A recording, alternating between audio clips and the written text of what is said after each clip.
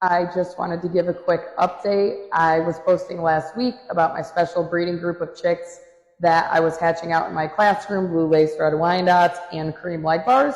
And I had mentioned that that incubator was having power supply issues. If you missed those videos, basically this was an incubator that I had placed in an elementary teacher's classroom earlier, a few weeks prior. She contacted me after a few days, said that the incubator was having problems with the power supply where it enters the incubator staying plugged in and intact. I had already set a set of eggs in my spare incubator that was in my classroom, so I had my students switch out my incubator with her incubator, and the problem incubator came back to me. Now this was a Nurture Right 360, so you clearly have two different plugs at the top of the incubator. One is the power supply, one is the turner. I had it plugged in correctly, but for some reason it would not stay connected unless I pulled it to one side and there was tension placed on it. So I utilized duct tape to get that electrical cord held into place.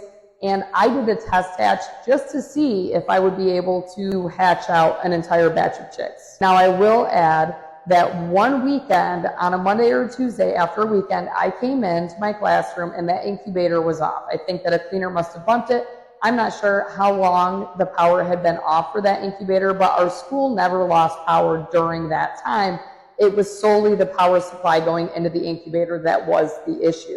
So I fixed it with a little bit more duct tape, and that was the last time throughout the entire incubation process that we had problems. Now, unfortunately, I did not take videos of the resulting chicks, but I feel that this is important information that people should be aware of. It may just be unique to my situation, but again, just providing this information so that others may not have to suffer with this. The power loss was within the first week and a half or so of incubation, so we're looking at like 10 or 11 days into incubation when we were having the issues with the power going on and off. The resulting chicks, I've never had so many issues with chicks that have hatched out of one of these incubators as I did with this batch.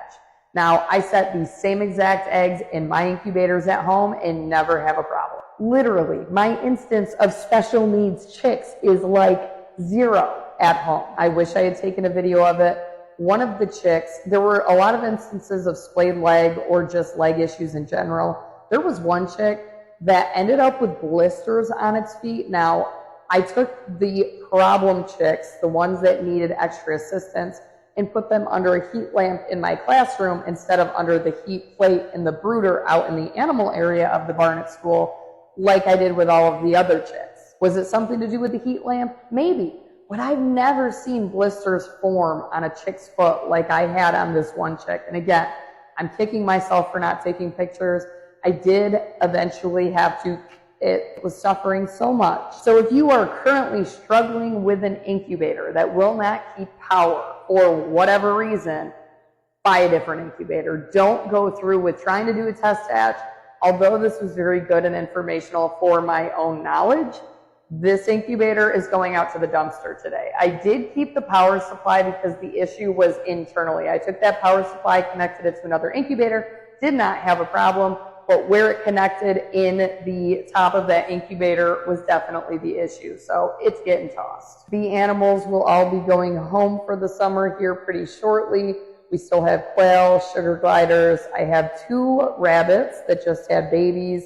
I have the mom and babies chinchillas still, and some of the adult male chinchillas, 1 lizard, and all of the chicks from my Hatching the Future project.